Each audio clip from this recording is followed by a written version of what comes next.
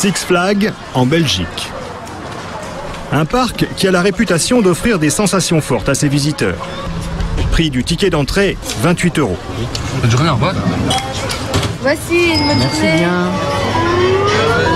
Un parc comme il en existe beaucoup en Europe, avec une dizaine de concurrents dans les 300 km alentours.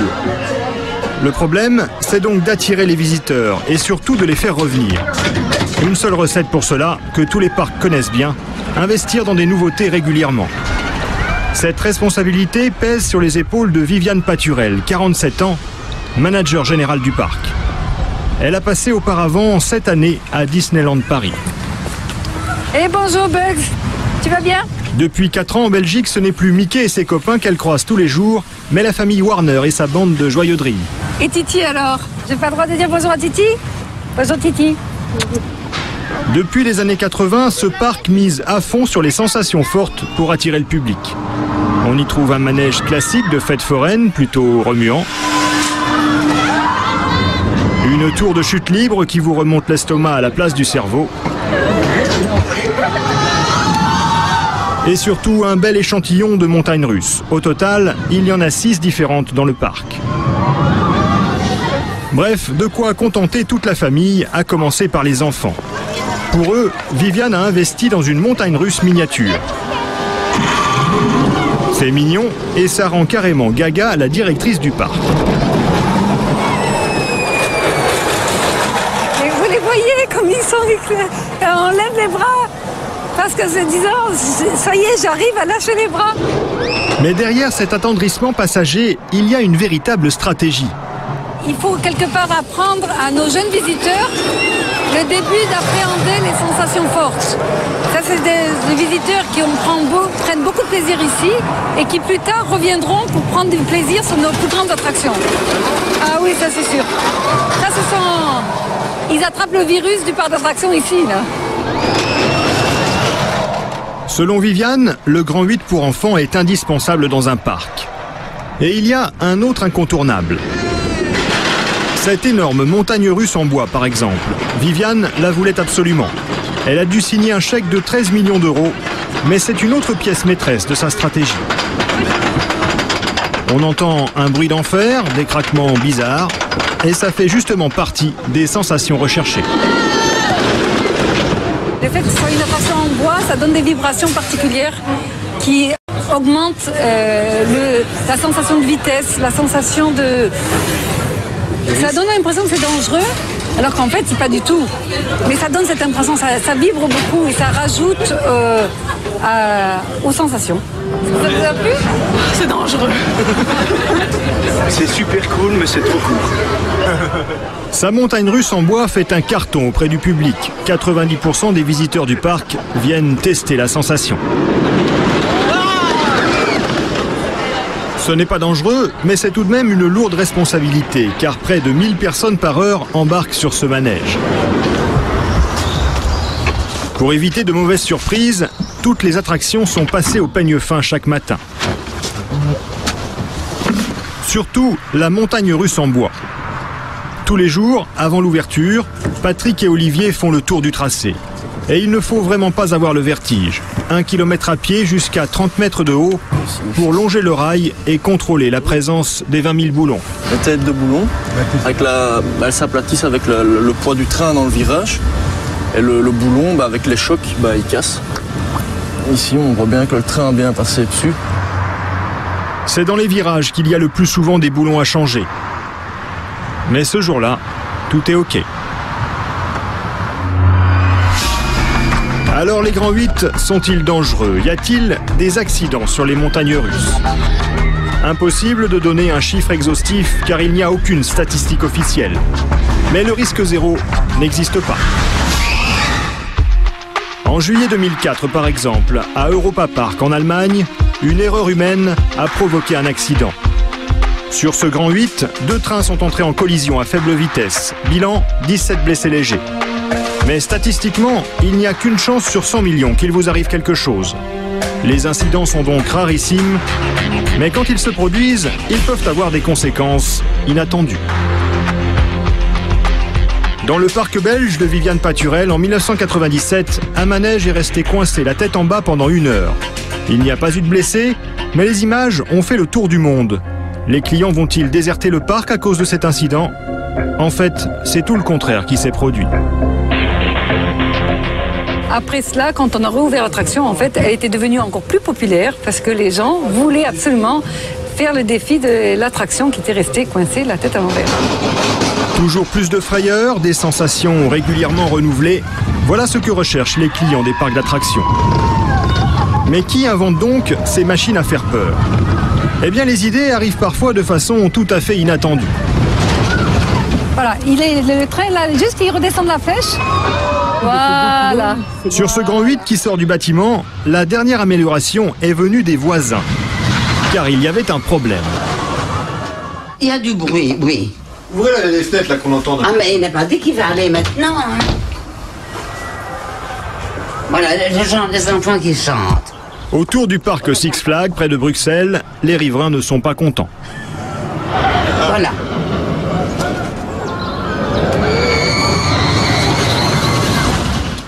Alors, dans le quartier, il y en a un qui a pris les choses en main. Monsieur Flamand fait partie du comité des riverains contre le bruit.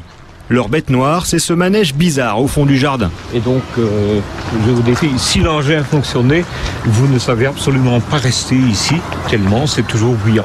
Ah ben le voilà qui fonctionne.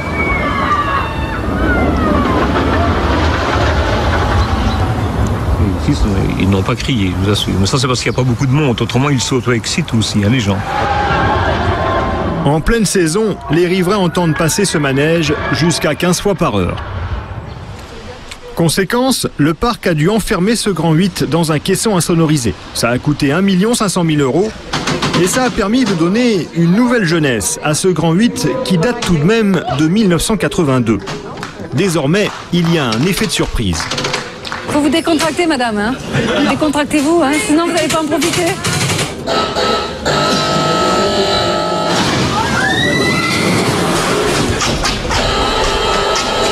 Une accélération qui vous colle au siège, suivie d'un looping que l'on ne voit pas arriver, puis une montée sur une flèche à l'extérieur, et la même chose en marche arrière. Puis il revient à son point de départ. Parmi les visiteurs ce jour-là, 4 jeunes venus spécialement d'Amiens.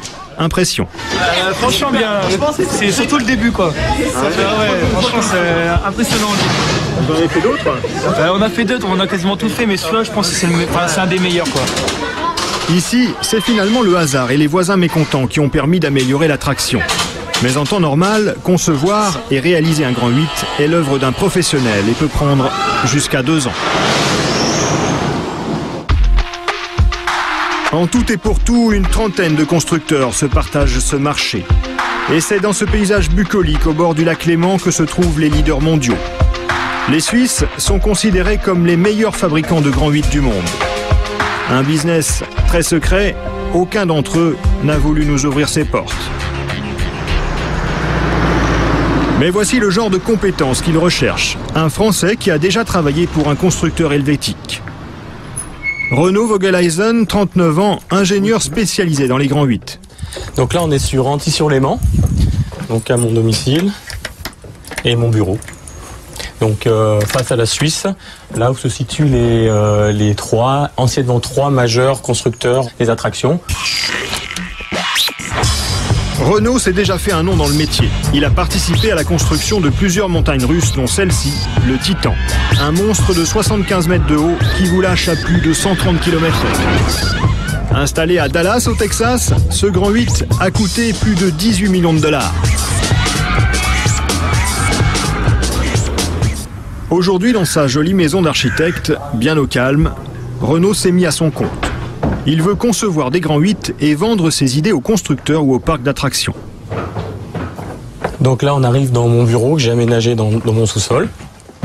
Donc c'est simple, c'est un ordinateur, une imprimante et puis de la matière grise. Et voilà, c'est tout ce qu'il lui faut pour trouver de nouvelles idées de grands 8, car l'homme ne manque pas d'imagination. Voilà, alors c'est ça, je prends une idée, je me dis, tiens, on pourrait faire ça. Alors je sors un crowbar, mais brutalement, c'est même mon fils dessine mieux. Hein. Toutes les situations de la vie quotidienne sont susceptibles de l'inspirer. Il a par exemple observé le système de tubes à air comprimé que les caissières des supermarchés utilisent pour envoyer l'argent dans le coffre du magasin. Et en regardant ça, je me suis dit, tiens, pourquoi pas faire une attraction comme ça? Donc un tube, des roues, 3 roues qui se bloquent dans le tube, le véhicule piste, 8 places, on lance avec la pression. Alors après, le côté technicien revient et je me dis, oui, mais on maîtrise pas la rotation et les libres. On maîtrise pas le freinage. Bref, après réflexion, seule une idée sur 10 lui apparaît viable. Mais alors, à quoi ressemble donc une idée à la fois réalisable et commercialisable? Un tracé à plat. Accrochez-vous, voici sa dernière trouvaille, le Grand 8 Vertical Limit. On va lancer d'une façon très dynamique le véhicule. Donc là, la personne va avoir des sensations extrêmes. Vous montez verticalement, vous vrillez pour passer cette courbe à l'envers et vous replongez verticalement en reprenant une nouvelle vrille pour vous repositionner en position standard pour arriver calmement dans la station. Et ça, c'est une idée que vous vendriez combien à un client? Ça, c'est une idée qui peut se vendre autour des 6 à 7 millions d'euros. Là-dessus, Renault pourrait toucher 1% du prix de vente en tant que concepteur, plus ses honoraires de suivi de projet, soit environ 120 000 euros pour une grosse année de travail. Une moyenne de 50. Pour concevoir des machines aussi extrêmes, Renault Vogeleisen est obligé de faire appel à un sous-traitant italien. Il doit parcourir plus de 500 km pour se rendre chez lui près de Bologne. Car le secret d'un Grand 8 réussi réside dans son réglage. Il faut qu'il fasse peur, mais pas trop. Et la mise au point d'une montagne russe, c'est l'affaire de Marco et son ordinateur, capable de calculer au plus fin les effets d'accélération. En ce moment, le bureau travaille sur un projet de Grand 8 suspendu. Il sera intégré dans le plafond d'un centre commercial au Moyen-Orient. La cible, ce sont les familles qui viendront faire leurs courses. Vous allez voir qu'avec l'ordinateur, il est désormais possible de calculer un Grand 8 sur mesure en fonction des sensations que l'on veut offrir. Une des choses les plus importantes dans un Grand 8, c'est la première bosse. La première bosse va vous générer la vitesse nécessaire pour finir tout le tracé.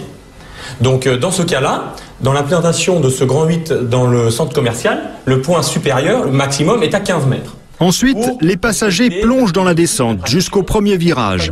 C'est là qu'ils vont subir la plus forte accélération.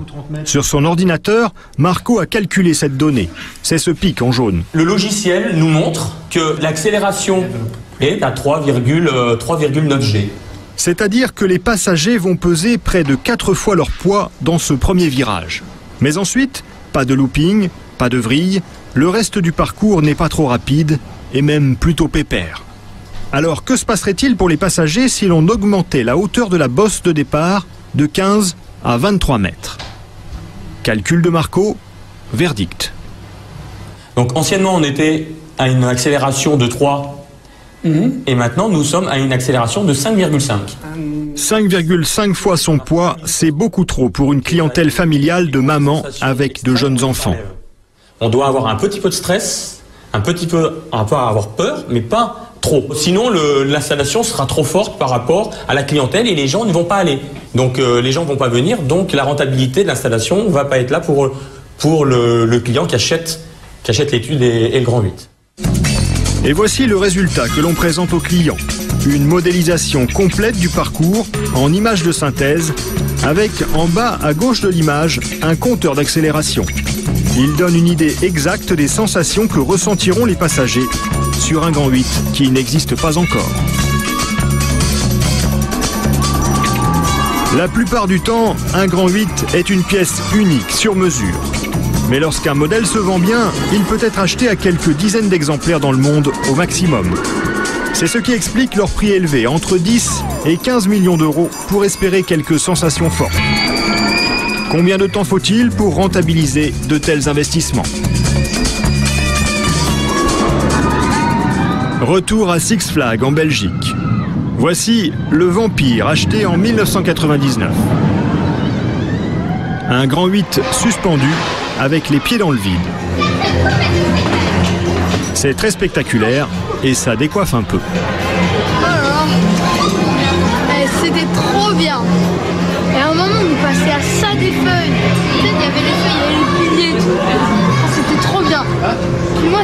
C'est le grand 8 préféré de la patronne.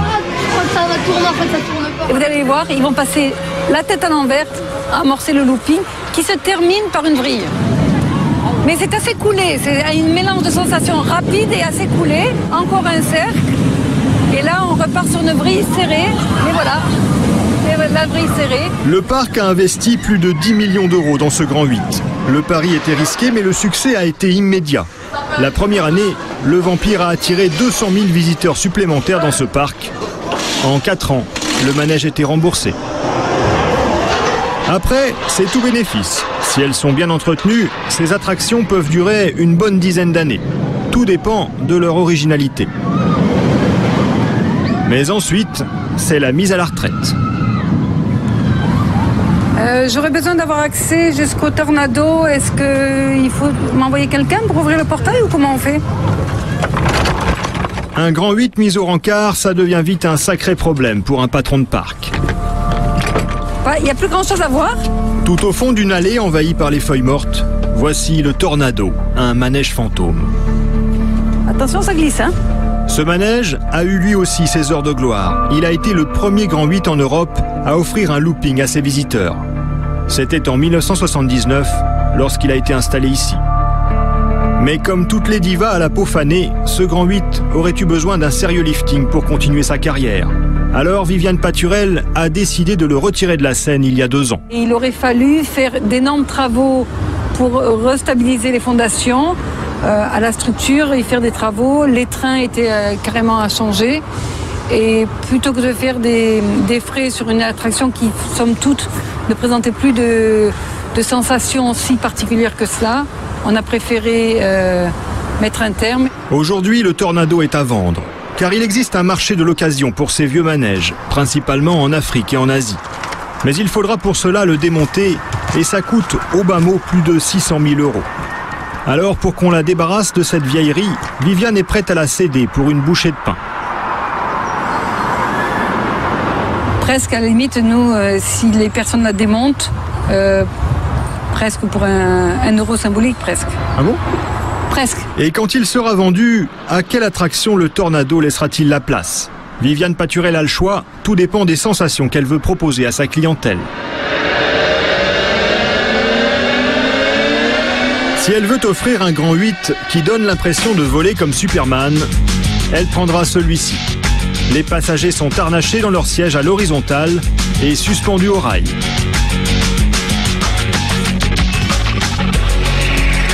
En revanche, si elle recherche le meilleur rapport qualité-prix, Viviane commandera la vrille tordue.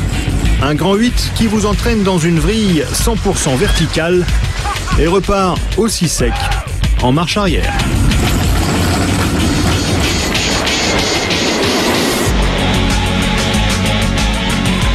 Et vous faites l'aller-retour comme ça, 3 fois de suite. Celui-là, elle ne pourra pas se l'offrir. Il a été conçu à un seul exemplaire par les Américains, près de Los Angeles. Vous démarrez en arrière sur cette énorme machine, à moitié allongée sur de confortables fauteuils, sauf qu'ils sont accrochés de chaque côté des rails. Et en plus, ils basculent. Vous plongez littéralement dans le vide. Cardiaque, s'abstenir.